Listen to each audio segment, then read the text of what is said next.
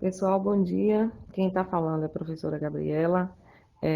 Eu gostaria de pedir a todos e todas que passassem a fazer uma reflexão, e não temos muito tempo para isso, diante da realidade que está posta no Brasil hoje. Quem estudou comigo teoria da Constituição, e quando a gente analisou o processo da história constitucional do Brasil, acho que deu para entender, né, qual é, de fato, a fragilidade e o cenário político identitário que o Brasil tem, ou que não tem, né? Então, assim, eu estou falando e gostaria de falar de um modo até muito especial para estudantes de direito, né, que estão vendo passar diante de nossos olhos, né, a implementação de um estado de exceção dentro do Brasil, que vocês precisam entender o que é isso. Tem muita gente escrevendo sobre isso, inclusive. O George Agamben, que é um escritor fantástico, escreve de forma muito interessante sobre o estado de exceção. O estado de exceção é você usar o direito para supostamente legitimar o que é ilegitimável. O que está acontecendo no Brasil, independente das suas opções partidárias ou governamentais, é uma afronta ao Estado de Direito. Eu não falo nem mais ao Estado democrático de direito, né? Porque depois de tanta arbitrariedade, você chegar ao cúmulo, né, de um juiz quebrar todas as prerrogativas que a Constituição estabelece, um juiz de primeiro grau. Como que um juiz de primeiro grau manda fazer um grampo na presidência da República sem encaminhar essas provas para o Supremo Tribunal Federal, que é o foro privilegiado do presidente da República? Como é que você simplesmente autoriza a gravação de um grampo e você diz que o grampo, que você pediu para parar a gravação, mas aí a Polícia Federal já tinha feito e acabou gravando sem, descumprindo uma ordem dele mesmo? A Polícia Federal vem e diz que o problema foi da rede de telefonia e a Globo coloca isso em primeira mão, estampa na televisão e faz aquele discurso todo tétrico, um discurso golpista. A Globo deu um golpe em 64, gente, a gente precisa saber sobre isso. Onde é que estão hoje os operadores do direito? Cadê? Vocês estão achando mesmo? Quem quer que caia tudo? Quem quer que aconteça, né, o que essa corja está colocando aí? Judiciário, enfim, no Paraná, Ministério Público em São Paulo, Globo no Rio de Janeiro, Record e tudo mais.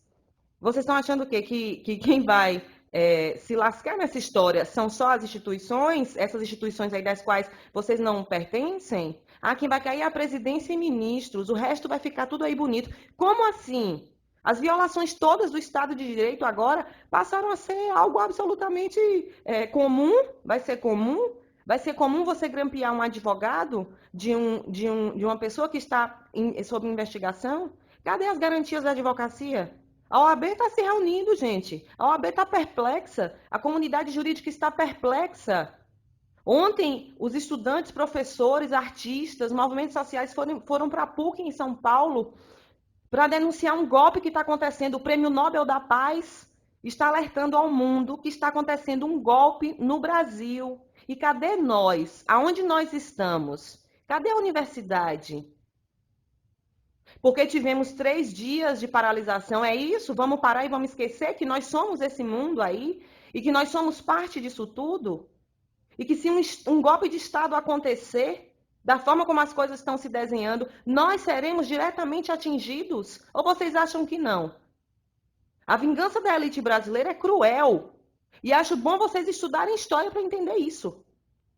Os analistas cientistas políticos já estão dando conta de que acabou a nova república. É o fim da era da nova república. Quanto tempo de república nós temos, gente? Um século e pouco? A gente precisa entender o que é o processo político desse país, a gente precisa entender o que é o processo histórico constitucional, que é permeado de golpes, de traições, de farsas. É uma extrema-direita que está dominando o mundo inteiro e está querendo voltar para o Brasil. E cada um de nós vai ficar onde? Na nossa casa?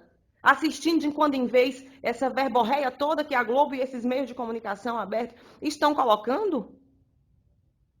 Por que ninguém pergunta, então, a árvore genealógica tucana do Sérgio Moro, lá no Paraná? Vocês não sabiam, não, que o pai de Sérgio Moro simplesmente é o fundador do PSDB no Paraná? Que a mulher dele é assessora jurídica do PSDB do Paraná e presta assessoria jurídica para uma multinacional de petróleo?